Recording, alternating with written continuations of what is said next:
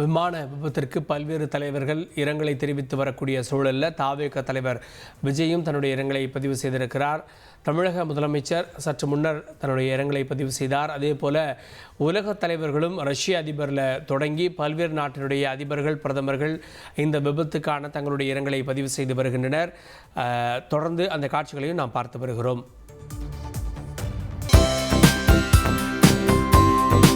தந்தி டிவியை உங்கள் cable TV ஆபரேட்டரிடம் இலவசமாக கேட்டு பெறுங்கள்.